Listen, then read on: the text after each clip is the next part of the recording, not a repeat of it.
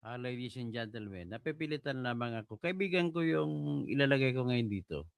I just want to point it out na maling-mali po si Vlogcaster Armandin. Kaibigan ko siya.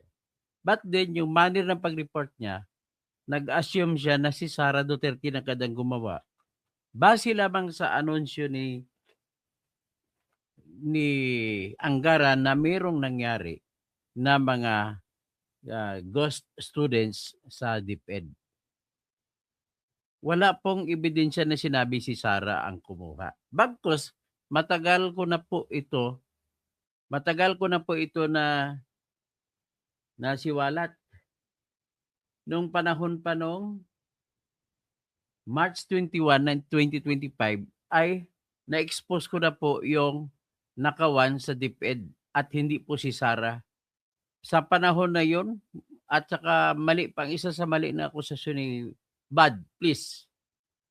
Kung mag-akusasyon ka ni sa Sara, walang koneksyon. Wala pong sinabi na si Sara ang may gawa niya. Pwede magkataon na siya yung secretary, but it does not necessarily mean na siya may gawa niyan. Use your common sense, Bad. Don't be bad. Halata naman na binibigyan ka ng pera para lang gibain mga Duterte eh.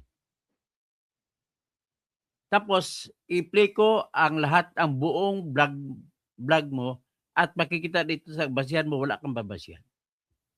Pero bago ko i-play, ipakita ko muna, i-play ko muna yung nagsiwalat whistleblower na teacher.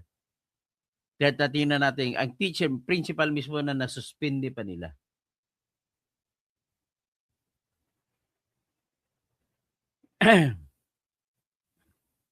na disheartened po ako. Marami pala mga vlogger na gumagawa na ikaw ba gagawa pa? Mataas ng respeto ko sa iyo. Huwag kang magbigay ng conclusion na wala kang basihan, Bad. Don't do that. Don't do that. I am not for Sara, but I am for truth. Ito lang po, i-play ko kayo yung nag-whistleblower muna na teacher. Noong March 2021, 2025 pa niya to na interview ko sa kanya. Ito po 'yan. Pakinggan niyo muna ang interview ko tapos ikumpara niyo sa sinabi ni Bad. Huwag ka mag-bad boy. Bautista na siya pong sumiwalat o bumunyag o nagbumisto sa kalakaran ng mga ghost students sa senior high school at na nangyari doon sa kanilang lugar sa eskwelahan kung saan siya ay principal. At it turned out na isang malaking distrito o division, kasi dalawang division ng Pangasinan na makalaking probinsya kasi. So sa kanilang division 2 ay nangyayari yung tinatawag na ghost students. Ibig sabihin ng ghost students na napag-usapan na namin na may mga taong, mga enrollees dapat sa senior high school na in-enroll sa private schools doon sa dalawang private schools sa Pangasinan. Yan yung Kingsville Academy at Kingsville Advanced School Systems. So, ngayon, sa estimate natin, pwedeng abutin na hanggang pwede umabot hanggang 30,000 na ghost students ang mula pa sa simula hanggang ngayon na ginawit nila. Tapos sa bawat student, 17,000 po yung binabayad ng Department of Education sa mga private schools. So ang private schools naman, kasi ang katotohanan ay wala naman talaga estudyante, so hindi na kailangan ng private school na mag-hire ng teachers para magturo sa kanilang lahat ng enrollees nila sa senior high school. At Blood, pakinggan mo ito, Blood. Bad. Maging fair ka naman sa facts. Sa sinight mo na balita, wala pong binanggit na si Sara doon na may pakana. Pangit po pag sinabi mo na si Sara tapos sabihin mo gagamitin na bala o ebidensya para sa bagong impeachment laban kay Sara. Kung ganon, at dahil hindi naman sila enroll, papel lang sa pangalan. Fair ka naman. Magbibigay din sila ng diploma, card, or official transcript of records. So, yan po ang nangyari ngayon doon sa Pangasinan. At siyempre, natunghayan natin sa pambansang lathalain na hindi lang pala sa Pangasinan nangyari. In fact, pinakamalaking mga ghost students ay nandoon sa Bulacan, na huling kita ko 5 schools na private schools involved sa Bulacan. Pero dito lang, sa Pangasinan lang, kung 30,000 po kada tag 17,000 ang budget ng Department of Education na binabayad sa mga private schools, ibig sabihin sa sa 17,000 sa kada 10, 170,000 yon. So mag-100, 1.7 million. So kung 100 to 1.7 million, 117 plus 100, 1.7 million. So 1.7 million kung times ang 1,000 is times 1,000 magiging times 10. So magiging 11.7 times 10 ulit sa 10 million at 10,000. So 111 million times 3. So tatakbo po na 330 million ang nawawala na pera ng pamahalaan para lamang sa budget sana ng senior high school students na mga fake students naman. So ngayon, tutukan natin ito. Nag-usap kami kanina, bigyan ko ng introduction na ang sinabi niya sa kanilang school, kaya pala ang school nila kung saan siya principal ay San Fabian 2 Integrated SPED School. At sa kanyang school, kompleto na yan, di ba? May elementary, may high school, may senior high school. May SPED, sir. May SPED pa sa mga special education students. So ngayon, kung kompleto na yon, ibig sabihin po, yung mga taga San Fabian na nakatira sa Pangasinan, ay kung doon sila nag-aaral sa San Fabian 2, ay hindi na sila dapat mamroblema maghanap ng private school. Dapat, para makapag-enroll sila ng senior high school. So, bagkos, ang problema, bakit ilang sa tansya mo, gaano karami na estudyante ng San Fabian 2 ang in-enroll? Meron bang in-enroll sa private school na galing sa San Fabian 2 na high school? Marami po. Marami. Gaano karami yung marami na yan? Sa tansya lang. Ballpark figure. Kapag doon sa school ko lang, sir, ang pag-uusapan, aabot po siguro yan ng mga nasa 50,000, 60 sa school ko lang. 60 kada taon? Kada taon. Okay, so ngayon sa tansya mo mula nung nag-umpisa pa ito bago mag-COVID, no? So kung bago mag-COVID, that was 2019, 2020, 2022, 21, 23, 24, 25. So ngayon, ibig sabihin, it straddles how many mga administration ni Duterte, administration ni Bongbong. So, yan po ang nangyayari. So, sino-sino ang nakikita mo na nakikinabang sa kinikita mo lang sa ghost students na nangyayari? Inakusahan mo kasi sila, di ba? O sino-sino inakusahan mo? Nangunguna po dyan ang district supervisor po ng San Fabian District. O sino yun? Si Dr. Delia Patalod. Delia Patalod. Ang kanyang anak na si Wendell Rasi Patalod. Okay. Si Roberlin Castro Nuevo na kasama nila sa loob. Okay. At iba pang mga teachers sa loob ng eskwelahan. Okay. Nandyan na rin po ang mga mobile teachers ng DepEd Pangasinan 2. Okay. At mayroon din pong porsyento na natatanggap ang iba pang division personnel sa loob po ng division po namin. Okay. So sa mataas na opisyal? Sa mataas na opisyal po, sir, kasi hindi ko po alam kung ilan pong magkano po yung napupunta po sa kanila. Kasi pero may kinasuhan ka. Opo, the fact ang regional director ng Ilocos Region na DepEd ay si Tolentino Aquino. Kinasuhan mo rin. Opo. So, pwede mo ba masabi ano ang papel ni Tolentino? Bakit mo siya kinasuhan? Si director po kasi po, sir, ang nagpipirma po ng cheque. Ang cheque ng ibabayad sa mga private schools, si Director Tolentino Aquino pipirma. Okay. Sa ganong sitwasyon, imposible na wala siyang alam. Opo. Okay. Kasi actually sir, pumunta nga po ako na nagsabi po sa kanila noon doon sa nakausap ko po ang legal team po noon nung pumunta po ako sa kanila at hindi po nila ako pinaniwalaan sir. Hindi po sila naniwala sa sinabi ko. So, ibig sabihin, tinolerate lang po nila yung lahat ng mga sinabi ko sa kanila. Kahit sa division po namin, kung talaga pong talagang wala silang nakukuha po diyan. Dapat sana po yun noon pa pinatigil na po yan. Pero patuloy po Pero sir. hindi ka naniniwala na hindi alam ni Tolentino nangyari. Hindi sir, kasi nasabi ko rin po doon. Sinabi mo rin pala sa kanya. Nasabi ko rin May ginawa mo siyang investigasyon nung sinumbong mo kay Tolentino.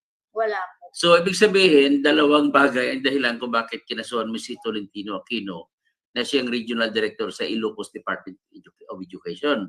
Yung sinumbong mo at saka siyang pumipirma ng cheque.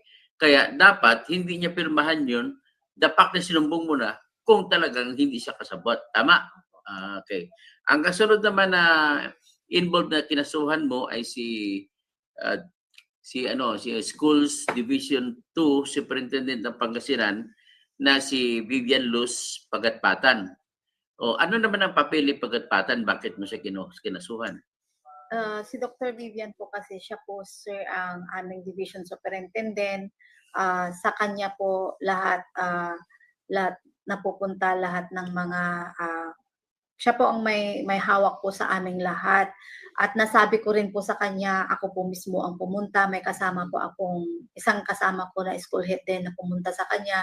Sinabi po namin sa kanya yun na ganun po ang ginagawa sa school. Anong ginawa niya na sinumbong mo? Ibig sabihin, sinumbong mo? Opo, sinabi po namin yung sitwasyon. Dinetalye mo pa pagsumbong? Opo, dinetalye po namin yung binanggit mo ang pangalan ng taong involved? Opo, binanggit ko po ang taong involved, mga teachers ko na involved. Oo. At hindi po siya gumawa ng paraan kung hindi bagkus ang ginawa po niya ay pinarusahan na po niya ako. Ikaw pa pinusahan na nagsumbong. Ang parusahan na nagsumbong. Sir. Because of that, yan namuo sa isip mo na kinasuhan mo siya na may alam siya. Okay. So ngayon, maliban dyan, may binanggit ka rin na pangalan si Dr. Jupiter Pitilio. Pitilla. O ano naman ang papel niya? Si Dr. Pitilla po kasi sir, siya po ang monitoring, siya po ang education program supervisor po namin ng buong division po. So sa kanya din po noon, sinabi ko din po sa kanya na sir, bakit ganito ang ALS natin ngayon? Bakit ganyan ang nangyayari? Ano sagot niya? Wala po din po siyang ginawa. Na dapat po sana ang ginawa po sana ni sir namin ay inigtingan po sana ang monitoring. Bagkos ang ginawa po niya sa amin na mga monitoring head po ng district ay hindi niya po kami sinama. Nawala po kami sa ere.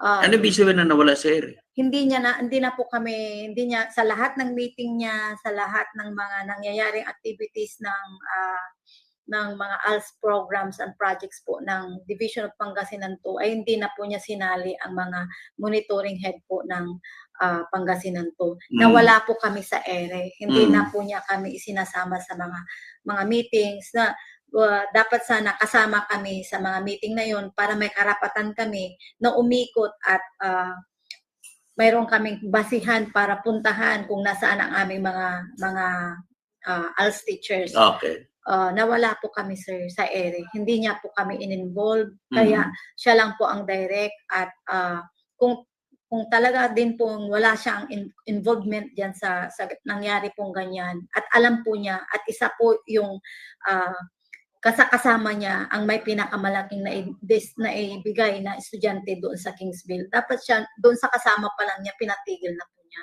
Okay. Doon pa lang po pinatigil na po niya. At saka isa pa, naging nung sinuspindi ka, siya ang pumalit pansamantala sa iyo, di ba? Opo, siya so po ibig sabihin may alam din siya talaga. Siya po ang pumalit po sa akin sa San Fabian Integrated Dispute Center, sir.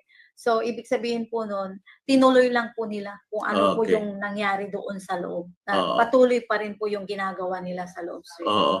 So ngayon, nangyayari yung mga sindikato diyan ng ghost students hindi lang sa San Fabian, sa ibang bayan pa sa Pangasinan. Opo. Sa inyo lang malaki ng nangyayari na mga nawawala. Opo. Sa loob lang Okay. ng eskwelahan namin yun, sir. Mga estudyante namin na enroll doon. Kaya doon na po talagang medyo hindi na maayos ang ano. Okay. Sa San Fabian, ilang school meron kayo? Yung public school. Public school, sir, 15 po na... So sa 15, pare-pareho lahat ng 15 may senior high school. Hindi po, sir. May doon sa public school, sir, mayroon kaming 6 Okay. na high school. Na high school. So, Okay. ibig sabihin, ang sa inyo naman, may public high school kayo, di ba, sa San Fabian? Opo. So, ang mangyari, may choice o may option ang estudyante pag graduate ng high school, which is grade 10. Grade 10. May option siya kung magpatuloy siya sa senior high school. Yes, sir. Okay. So, kung magpatuloy sa senior high school yung estudyante nyo sa San Fabian, meron ba kayo sa San Fabian na senior high school na wala ng bayad? Lahat po naman, sir, walang bayad. Sa Oh, San wala. Pabyan. Pati San private Fabian. po, sir, wala din. Actually, sir, itong nakaraang linggo lang, pinatawag po ako ng isang private school. Okay. Private school at sinabi po nila na mayroong nga daw po silang estudyante Oo. na nag-aaral sa kanila sa Kingsville. Mm. Ay nag-aaral sa kanila doon sa loob ng school. Pero ang payment po na sa Kingsville.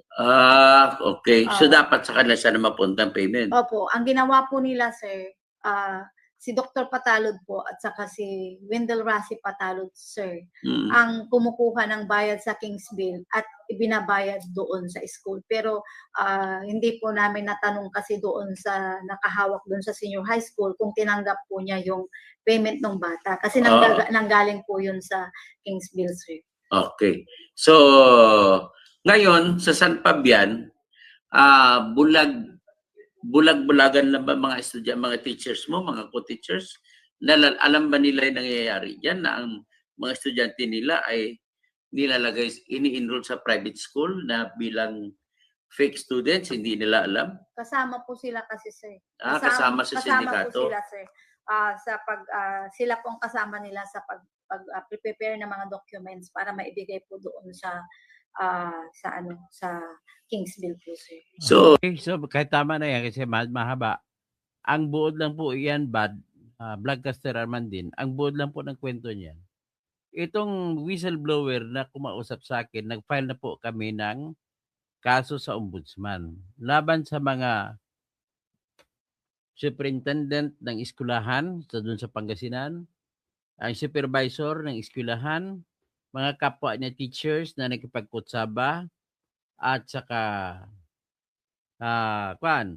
at saka yung regional director ng Ilocos Region ng Department of Education na si Tolentino Aquino. Yes, I'm referring to Vlogcaster Armandin. I'm calling him out. Kasi po unfair po ang kanyang akusasyon na base lamang sa report ni ni Sunny Angara na mayroong mga ghost students sa mga high schools, mga junior at senior high schools, ay wala namang binanggit doon na si Sara ang may kasalanan. Bakit binabanggit niya na si Sara, nilalagay na kayo, si Sara ka na may kasalanan? Pangit yan, Vlogcaster Armandin, o bad. I respect you so much, but don't go to the extent. Kung meron ka mang diskarte dyan, please don't make the obvious. Ano naman, medyo pino naman po ang pagdala. You know what I mean? So, ito po, ang babaeng ito, siya po ay whistleblower. Tinanggal po siya, sinuspende, kinasuhan. Lahat ng imbentong kaso ay ginawa ng DepEd Pangasinan para lamang tanggalin siya sa pwesto. Principal siya sa San Fabian 2 SPED School diyan sa Pangasinan. Nasuspende siya ng 3 buwan. Alam mo anong kinaso? Inimbentuhan siya ng kaso. Ang isa sa mga teachers na kakutsaba ng mga ghost students ay gumawa ng kwento na si Mrs. Marmy Bautista o Miss Marmy Bautista na principal ay nagbigay raw sa kanya, ibinigay doon ni Marmy Bautista ang kanyang titulo sa kanyang lupa sa Baguio City at ibinigay niya doon kay yung babae na teacher din. Actually, ang babae na yon ay isa sa kanyang mga subordinates. Ang kwento ng babae na subordinate na teacher din ay binigay doon ni Principal Marmy Bautista ang kanyang titulo sa lupa sa Baguio City para mangutang. Tapos, ang kwento niya sa akusasyon niya sa civil service doon sa region ng Ilocos Region ay nakautang daw sila at hindi naman niya binabayaran daw. So ngayon, sinuspindi siya dahil sa umutang daw at hindi nagbabayad. Yan ang kwento. Pero ang katotohanan ng buhay, hawak ni Marmy Bautista ang kanyang titulo. Ang totoong kwento ng buhay, nag-imbento lang yung babaeng yun na kasama nila. Kasi ang ginawa po nila na sindikato sa mga ghost students, ganito po yun. Bago ko, kailangan malaman ninyo, sa ngayon po, dahil nag-K-12 tayo, nung wala pang K-12, ay hanggang grade 10 lang, yun yung fourth year high school, kung equivalent high school nung araw. Dahil ginawa na K-12, ang grade 11 ay magiging junior high school. At saka yung grade 12, yan ang senior high school. Na dadaanan mo yan bago ka pumasok sa college. So ngayon, dahil po dagdag pahirap sa mga magulang yan, ang ginawa po ng bayan natin ay nilibre ang junior high school at senior high school. At sapagkat kulang ang eskwelahan natin, ang ginawa ng Department of Education mula pa sa panahon ni Noynoy hanggang ngayon ay nagbigay ng voucher sa bawat private school na tatanggap ng mga grade 11 at saka grade 12 na estudyante. Yan ang naging proseso para makatapos ang lahat ng estudyante. Pero ang ginawa po sa Pangasinan, may isang eskwelahan dyan na private school, ang pangalan po ay Kings. Parang Kings, Kings parang Kings College. At doon nila kunwari in-enroll nila. Pero ang katotohanan ay hindi enrolled. At marami pa silang pangalan na nilagay na kunwari estudyante pero hindi totoong estudyante. 2 school yan na King School yan. 2 yan sa Pangasinan. At kumita sila ng minimum of 200 million kada taon. Kasi maraming estudyante. Ang kasabwat dyan po ay si principal, ay hindi yung supervisor niya, ang district supervisor at saka yung superintendent na si Vivian Luz Pagatpatan. At saka yung principal ay yung supervisor ay si Mrs. Patalud. Yan po mga kinasuhan niya na po sa ombudsman. Bago siya nag-report sa Department of Education Manila, na tinulungan ko naman, ay kinasuhan din niya sa ombudsman ang mga opisyal hanggat sa regional director na si Tolentino Aquino. So in other words, ay very clear ang ebidensya na ito na walang kinalaman si Sara Duterte. Ang problema ko kay Vlogcaster man din, nagkwento na si Sara daw, gagamitin daw panlaban sa impeachment sa kanya. Ito naman yung mga nag-imbento ng mga akusasyon si Tinio, Ex-Teachers Party List.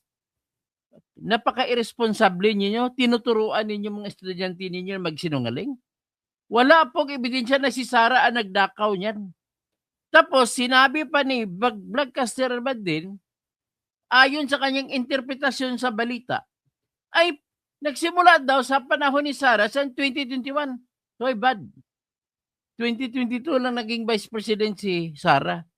Kaya mali, dyan pa lang mali ka na, klarong-klaro. Si Leonor Briones po yung education secretary ni Digong Duterte sa panahon na yun. Ganun po ang katotohanan niya, Vlad. Kaya nakikiusap ako si Bad. Kung mag-report ka naman, please naman, gamitin nyo naman ang inyong konsensya. Gamitin nyo ang logic. Kasi wala po kayo, pinakinggan ko po ang iyong vlog, ay wala kang nabanggit na ebidensya laban kay Sara. O ito ngayon, para mapatunayan ko na wala kang ebidensya, i-play ko ngayon ang vlog mo. Vlogcaster Armandin. I-play ko po ngayon. Ito, para fair naman sa iyo. At fair din sa lahat.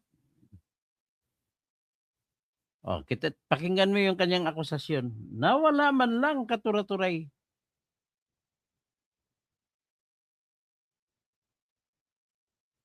Na nanlulumo ako dito, Bad. You are not fair after all.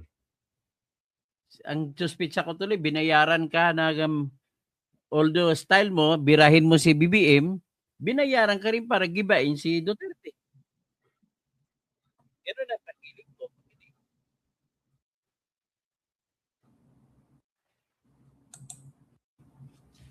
Na ulit filean ng panibagong impeachment complaint laban kay Vice President Sara Duterte. Kaya very timing itong finding ng Commission on Audit kung saan klaro findings ng Commission on Audit ay binabanggit ni Vlogcaster Armandin. Nakakita na sila ng basehan or in short, kinumpirma nila yung initial report ni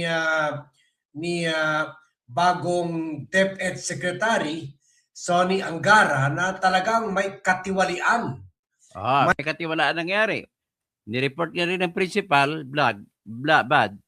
Yung principal na whistleblower na hawak ko na tinutulungan ko, siya mismo nag-report na may katiwalian talaga na nag-imbento ng estudyante ng junior high school at saka senior high school. May katiwalian sa ghost student anomaly. Ghost students anomaly. May katiwalaan. Ano naman na mahiya ka naman? Bakit mo isasabihin si Sara may kagawa nun? Diyan sa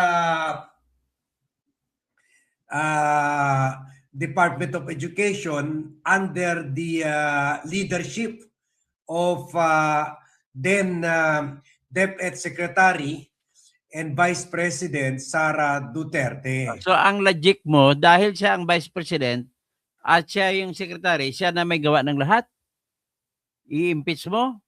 Anong logic mo, Bad? Alam ko matalino ka. Hindi mali yung mali yung logic mo.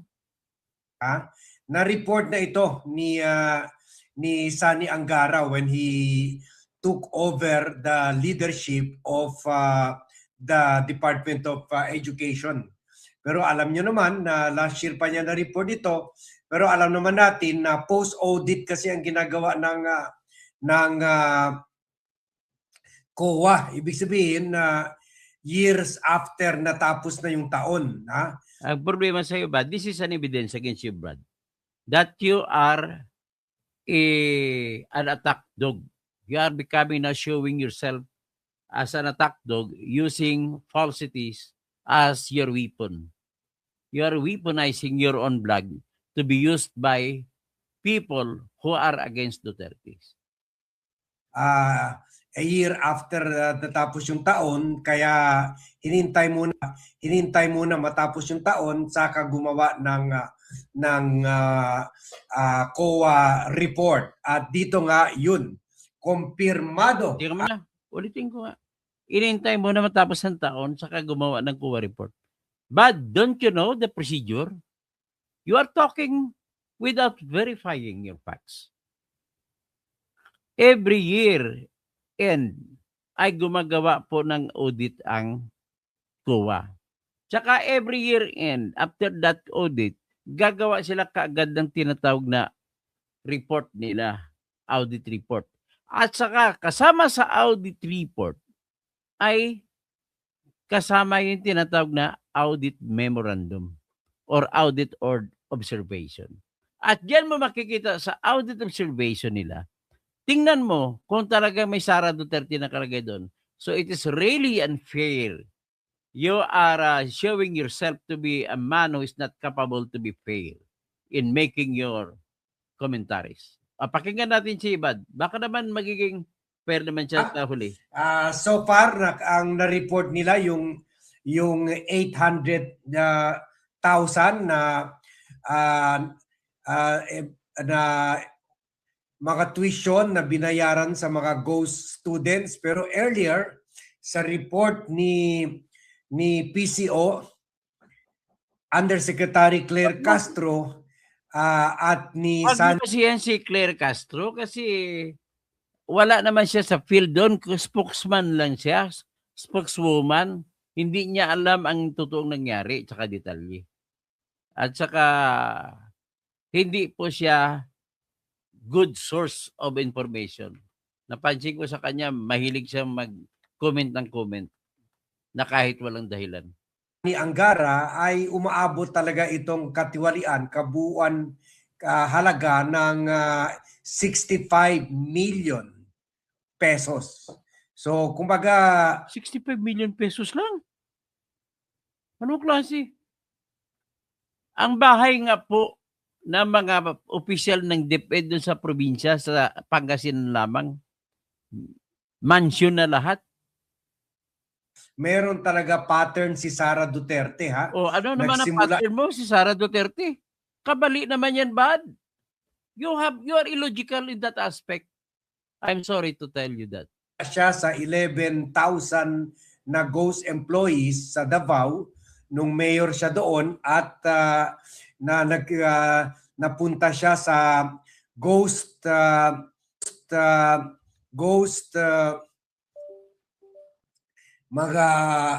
mga spies daw or ghost live. Alam mo ba, to tell you honestly, ang observation ng mga subscribers ko, bayad ka na. Kasi unang-una nag-akusa ka na walang basihan. That is one proof. Pag gumagawa ka ng akusasyon na wala kang ebidensya, ay ibig sabihin, you are deliberately making it or making that accusation. Sana man lang meron kang ebidensya. And that is what is called in libel law as actual malice. And actual malice is defined under the leading case in Gingging versus Court of Appeals, JR number 128959, rendered on September 30, 2005. It says that if the complainant in libel is a public figure or a public officer, that complainant must submit first evidence that the utterances made by the person against whom the complainant is complaining against were uttering false facts as basis of his utterances and his or her comments. And therefore, if the utterer or the broadcaster or a broadcaster like you utters opinion based on facts that you know well that is not true or that has no support, then you are guilty of actual malice. I'm telling you that. Lihot na mga communities sa Davao City kahit wala nang problema ng insurgency dyan, according sa tatay pa niya na wala nang insurgency problem sa Davao pero nakakuha pa siya ng bilyon-bilyon na pondo sa NTF, LTF, LCAC. Asan ang ebidensya mo na kumuha siya ng pondo? Alam mo naman ang budgeting process. Pag pondo ang pinag-usapan bad, magsimula yan sa sinasubmit ng Department of Budget and Management na proposal. Ang proposal na gagawin ng Department of Budget and Management ay aprobahan muna ng Office of the President. Aprobahan ni Bongbong bago ipasa sa House of Representatives, being the first in the layer of Congress to scrutinize the budget being proposed. And after scrutinizing it, then the members of the House of Representatives will exercise now their freedom and power to insert their own projects. And thereafter, after they approve the version of the budget in their level, then the House of Representatives will submit the House version of the budget to the Senate of the Philippines. And the senators will now meet among themselves and discuss the budget, and they will now also exercise their own power to scrutinize if the budget is good or bad, or must be added into, or must be deducted, or must be removed, or to be inserted into by other proposals or proposed budget. After that, it will go to, you will expect that the version as the product of the senators would be different, far different from the versions made by the House of Representatives.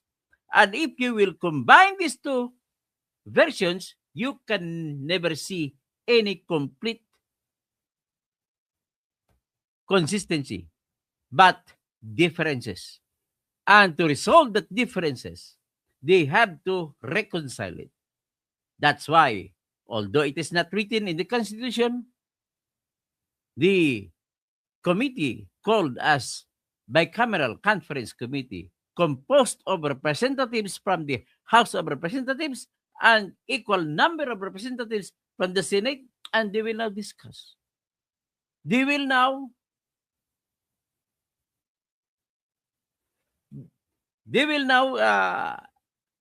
align of everything, every budget that are differing with each other. They must be reconciled, and they will be exercising their power of reconciliation. Kaya walang partisipasyon ng Vice President dyan.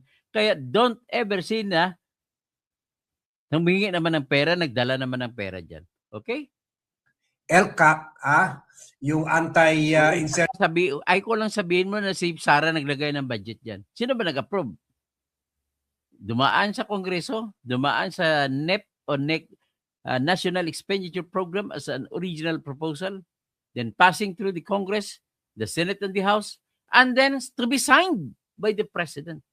And the President, in signing so, has the option or the power to remove all others that he does not like, or he does not like. That's it.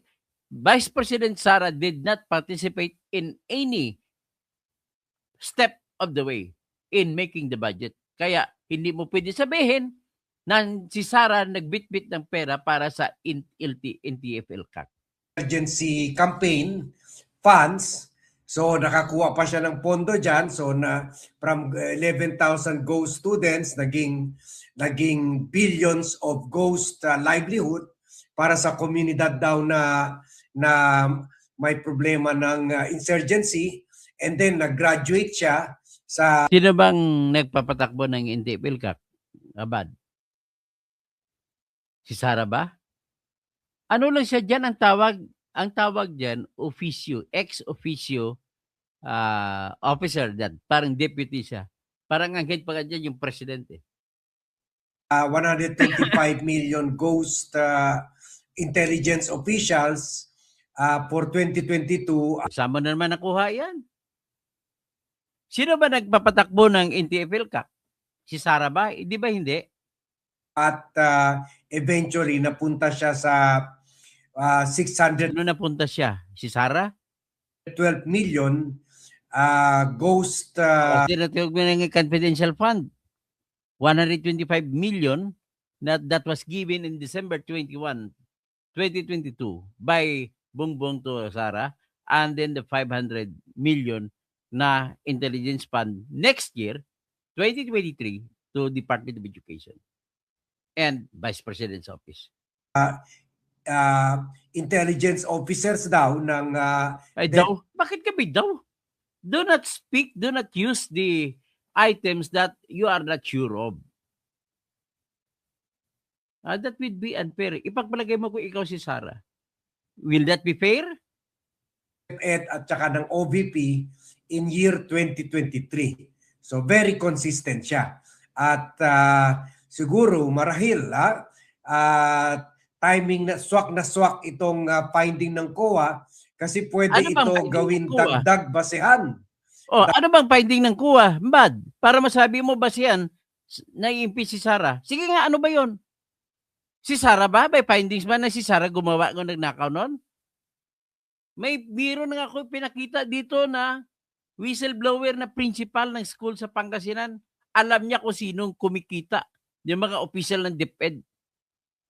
Dagdag basehan Sa gusto mo mangyari, magaling magnakaw, nagnanakaw na si BP Sara sa confidential fund, nagnanakaw pa siya sa mga pundo sa mga probinsya para sa high school na junior tsaka senior. What a responsible statement that you have. Pag-file ng impeachment complaint, hindi pa ito naisama kasi wala pa namang COA report. Meron lang anunsyo from Secretary Sani DepEd Secretary Sani Angara. Pero ngayon may COA finding na, so pwede na to isama sa mga impeach list of ano meron sa COA finding? Hindi mo nga mabanggit kung ano meron doon, detalye. And then you are now concluding that it can now be used as one of the basis in filing an impeachment complaint against Sara Duterte. What an irresponsible statement that you have just stated. Impeachable offenses to be filed against Sara Duterte. Can you repeat it? Did I hear it right when you said impeachable offenses? Why? Are you impeaching the person or are you impeaching the offenses? Maybe I could just forgive it. It's just a slip of the tongue. A mistake. February 6. Ayan, pwede ulit mag-file ng panibagong impeachment complaint sa February 6. Oh, nagsasalita ka naman February 6, pwede mag-file ng impeachment complaint. Are you not logical? But you know it na ang pag-file ng complaint sa impeachment ay 1 year. In 1 year, isang beses lang. Didn't you know na mayroong mga naka-apila, nag-file ng motion for reconsideration sa Supreme Court, nang binasuran Supreme Court ang impeachment?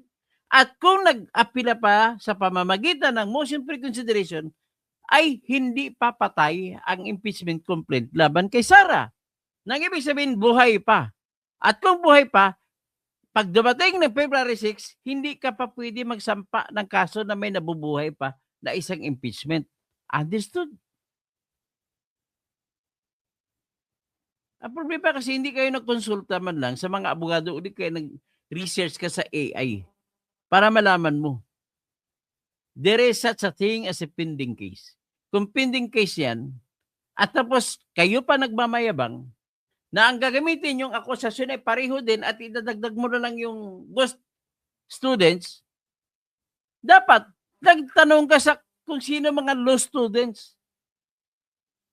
Sa mga bagong graduate na nakapasa, sa bagong nagbar, magtanong ka roon. At tuturuan ka nila may tinatawag na litis pendentia.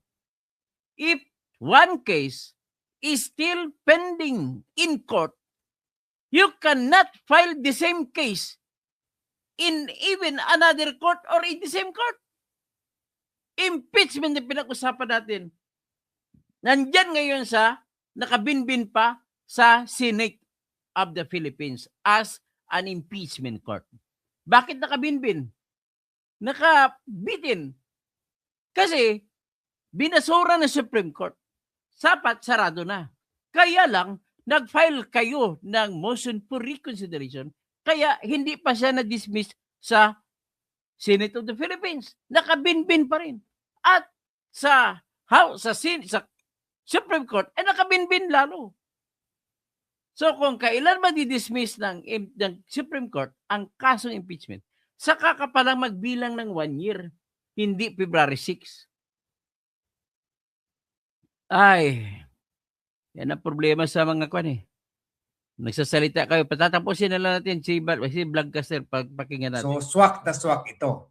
Kaya panoorin natin itong TV5, Panoorin natin ang basihan niya kung tama, kung totoo ba sinasabi niya, kung tama ba siya. video ukol dito sa finding ng COA na confirming na tama yun. Sinabi ni Sani Angara at ni Claire Castro. Voucher program. May mga benepisaryo daw na sinita ng Commission on Audit ang DepEd dahil sa umano'y ghost students sa ilalim ng Senior High School Voucher Program. Sino sinita? Di ba DepEd, hindi si Sara? Sige, patuloy. May mga benepisaryo daw na naka-enroll pero hindi pumapasok at meron ding doble ang binabayaran para sa iisang estudyante. Sinabi ba dyan, Vlad, kung sino? Kung si Sara? Pag ganun-ganun ka pa, Frontline ng balitang yan, si Mobile Journal Ganun-ganun ka Julie Baisa. Sa audit report ng Commission on Audit sa DepEd, na-discover nilang may ghost students sa Senior High School Voucher Program mula sa saan dyan ang pinagkita si Sara may gawa niyan? Sige nga. 2022 hanggang 2023 at 2023 hanggang 2024. Sinita ng COA ang double billing o multiple entries para sa isang estudyante na Sino ba sinita ng kuwa? Si Sara ba? benepisyaryo ng voucher program. Ibig sabihin niyan, 2 beses o higit pang binayaran ng DepEd ang isang eskwelahan para sa iisang estudyante lang. Meron pa raw So nakikita nyo, pareho yung pattern. Pattern? Ano pattern sinasabi mo? Illogical ka talaga, bad. You're a bad boy. What a bad boy, bad guy. Na nakita nila Congressman Tino sa mga project. Naniniwala ka bakit ninyo na kasinungalingan ng mga sinasabi? Nagbabanggit na kay Pulong na hindi doon na may 51 billion. Inamin naman ni Pulong na may 51 billion sa na-budget. Pero nagawa. Hindi gaya mo na kwento lang kayo ng kwento na hindi nagawa. Kasi ang problema sa iyo na guyo ka na ni Trillanes Tsaka ni Tinyo Ni Pulong Duterte, part of the 51 billion na funds, flood control funds ni Pulong Duterte, kung saan isang project na natapos na, for example, project sa 2020. Asan ang ebidensya mo ba? 2020. Asan ang ebidensya mo sa pagsabi niyan na doble? Natapos na, gawa na yung project, 2021, humingi ulit ng pondo. Asan ang pruweba mo? Naniniwala ka sa kwento-kwento? Bastos. Doble ang pagpupondo sa iisang project. Asan nga ang pruweba mo? Siguro, yung report ng huli, may pagkakataon na may proyekto ka. Kasi ang ilog, dalawa ang pangpang, magkabilaan. Baka nagdoble kasi sa kabilang pangpang ang isa, sa kabilang pangpang ang isa. Paano magdoble? Baka yung unang proyekto mo, Brad, pwede mangyari na kulang at dinagdagan, dinugtong ulit. You must be fair in making your comments.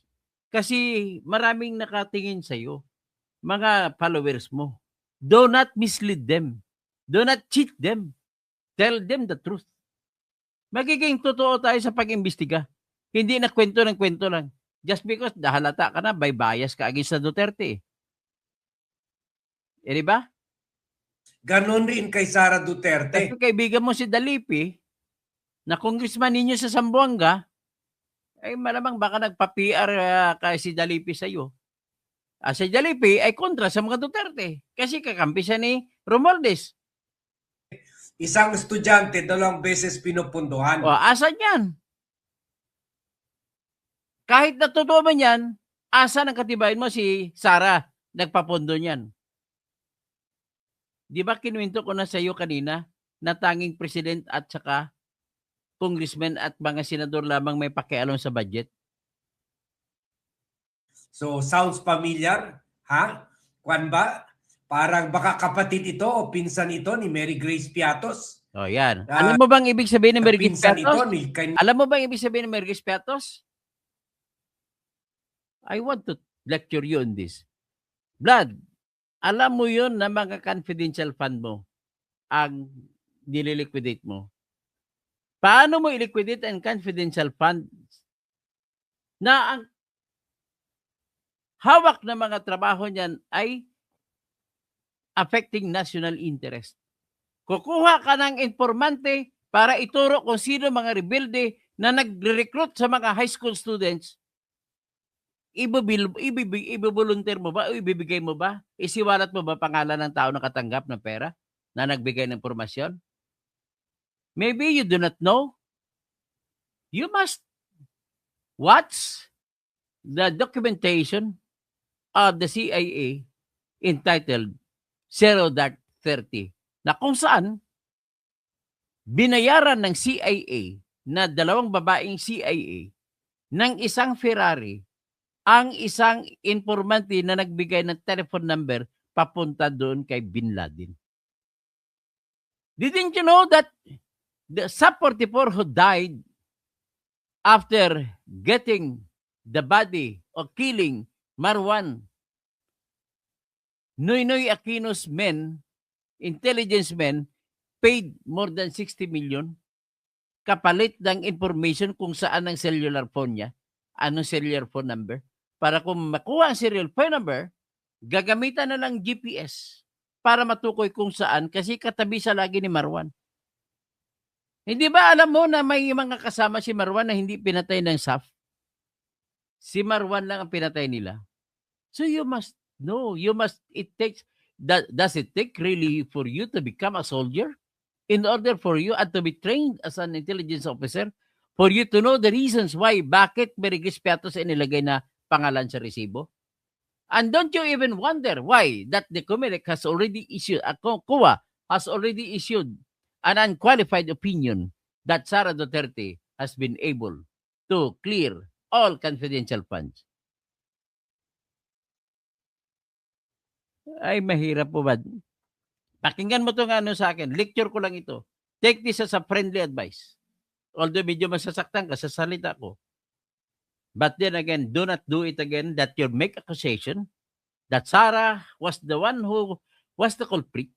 When in fact, you presented your evidence that you can never find in any of your evidence that Sara was being identified and pinpointed as the one who stole the money from the ghost students brouhaha in the Department of Education. May isa pa pang pagkakamali, sinabi mo, 2021, hindi pa po Vice President si Sara, 2021. 2022 na siya nag-Vice President, bad? Oh, it's your call. Gantihan mo ako kung gusto mo. Pakinggan ko. At gagantihan ako. Marami pa akong bala. Para sabihin, marami akong interview at ipapakita ko po yung mga papel na sinampa sa ombudsman laban sa mga opisyal na DepEd doon sa Pangasinan. Para lang mapatunayan sa iyo na ang nagnanakaw sa DepEd sa probinsya natin ay mga opisyal mismo ng DepEd. Could you just imagine that? Si Sara ang opisina sa Metro Manila. Tatakbo siya sa Pangasinan para magnakaw. Okay, hanggang dito na lang. At least magmuni-muni ka rin. Wala naman akong problema kung may ebidensya ka. Na ipakita mong ebidensya na bakit na si Sara nga talaga. Kaya kung may ebidensya ka, palakpakan pa kita. Ganun lang ho, kasimple yan. Okay, tama po yan. Maraming salamat, magandang umaga po sa lahat. Sa akin lang dito, I'm defending the truth. The truth is, walang si Sara kaya kinalaman dyan. O walang ebidensya. Sabihin natin may kinalaman siya, pero wala tayong ebidensya na may kinalaman siya. Pastor Rodi Rabi, God bless and good morning. Jupa Agasol, salute, Doktor. Salamat po. Julan's World, Bad? Yes, bad. Kadama sa Jordan. Sir Toto, ano po ba pala update sa kaso ng principal?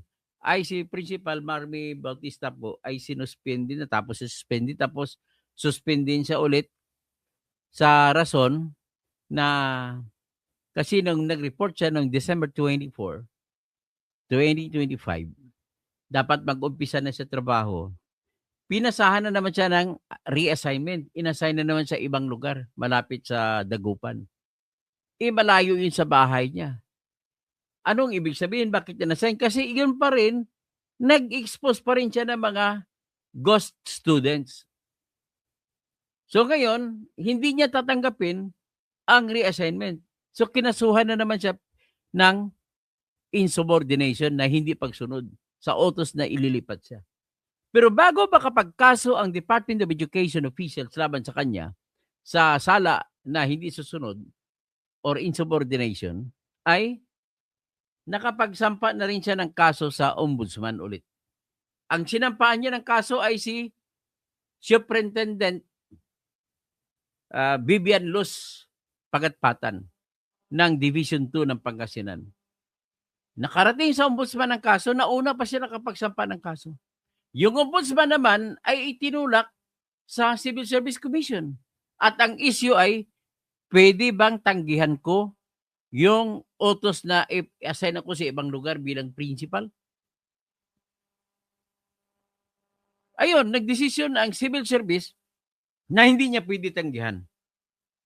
At the same time, wala siyang kamalay-malay na kinasuhan din pala siya ni Vivian Luz Pagatpatan sa Department of Education Regional Office. At dahil doon, napalabasan naman siya ng preventive suspension order habang nililitis ang kaso. Di kinontra namin. Nung natanggap niya, ako pa nga gumawa. Sabihin ko na siya, ako pa na gumawa ng kanyang motion for reconsideration. At motion for reconsideration laban sa preventive suspension. Ang rason ko, bakit kayo mag-preventive suspension kay Miss Marmy Cabuñas Bautista na nakapag-file naman siya na parehong pangyayari na isampa na sa ombudsman. Nauna pang ombudsman, wala na kayong jurisdiction. Hindi na kayo, Department of Education, pwede makialam sa kaso na kinanggap na ng ombudsman. So, nangyari, noong nakaraan bago mag-December, bago mag-Pasko, pumunta ay yung abogado ng Department of Education Manila doon sa bahay ni Marmy Bautista sa Pangasinan. At umiiyak, tumawag sa akin si Principal Marmy. Kinausap ko yung abogado. Sinabihan ko, Panyera, ang problema kasi sa inyo sa Department of Education, you are not researching on what happened. Ganito po yan. Bago makapagsampa ang Department of Education ng kaso laban kay Bautista or principal, ay nakauna na siya nagsampa sa ombudsman laban sa kay Division Superintendent Vivian Luz Pagatpatan. At nag-aantay na lang siya ng desisyon na paparusahan ng ombudsman si Division Superintendent Luz Pagatpatan. Akalain mo dahil nakabinbin pa. At yung issue naman sa kung pwede siyang i-transfer hindi, pinasa ng ombudsman sa Civil Service Commission. Hindi nyo ba alam yun? Nang nalaman ng abogada, sabi ko may pakiusap lamang ako sa inyo. Maliban dyan, nagprepare pa kami, nagsampa kami ng kasong request for temporary restraining order o TRO sa Dagupan RTC. Kasi wala kayong karapatan na magpalabas ng preventive suspension kasi ang kapangyarihan sa pag-asikaso sa kaso ay nasa ombudsman na. Hindi na kayo pwede makialam. Yan ang katwiran. So, pasalamat naman at nakinig naman ang abogado na taga Central Office ng Department of Education. Kaya bumalik siya, sabi niya, sige, ganito na lang matulong ko. Total, Christmas ngayon. Submit ko itong report sa National Office na ito pala may komplikasyon. Bahala ng National Office mag-decision. At saka sabi ko, saka pa, yung mayroon kaming motion for reconsideration sa preventive suspension at hindi pa ninyo na-desisyonan. So it would be unfair. Ipalagay mo ang sarili mo sa kanyang sarili. Unfair na unfair. Bakit hindi ka magdidesisyon? Ang totoo po dyan ay ginamit yung mga nagnakaw ng pera sa ghost students ay gumagamit sila lahat ng paraan, bigay dito, bigay doon para masisanti, matanggal sa trabaho si Principal Marby Bautista. Yan po ang pangyayari ngayon. So hanggang dyan lang at magandang umaga po sa inyong lahat.